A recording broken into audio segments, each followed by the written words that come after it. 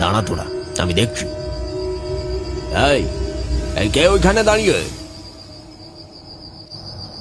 চারিদিকে তখন থমথমে নীরবতা, শুধু ঝিঁঝি পোকার একটানা ডাক।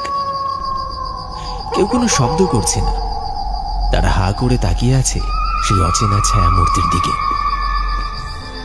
কে হতে পারে? কেন দাঁড়িয়ে আছে ওখানে?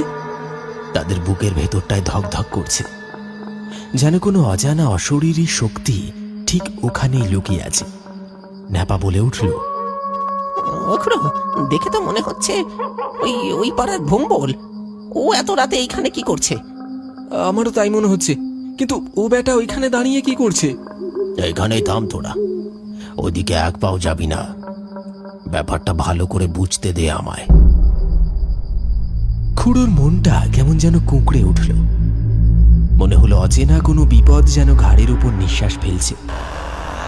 ঘন অন্ধকারে চোখে কিছু স্পষ্ট দেখা না গেলেও সেই মূর্তির চোখ দুটো জল জল করে জ্বলে উঠল, ঠিক যেন হিংস্র জন্তুর মতো। এত রাতের কেউ হতে পারে? মনে মনে প্রশ্ন করেই খুড়ো এগিয়ে কিছু বলতে যাবে, এমন সময় হঠাৎ তার আগেই সেই ছায়ামূর্তি হন হন করে সামনে এগিয়ে এলো। তার গায়ের রং ফ্যাকাশে হয়ে গেছে।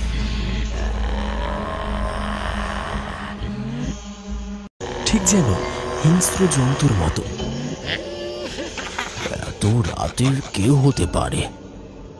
মনে মনে প্রশ্ন করেই খুড়ো এগিয়ে কিছু বলতে যাবে, এমন সময় হঠাৎ তার আগেই সেই ছায়ামূর্তি হন হন করে সামনে এগিয়ে এলো।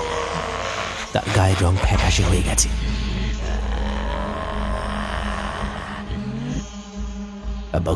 কিরে ভম্বল, তুই এখানে কি করছিস? আর তোর এই অবস্থা হলো কিভাবে?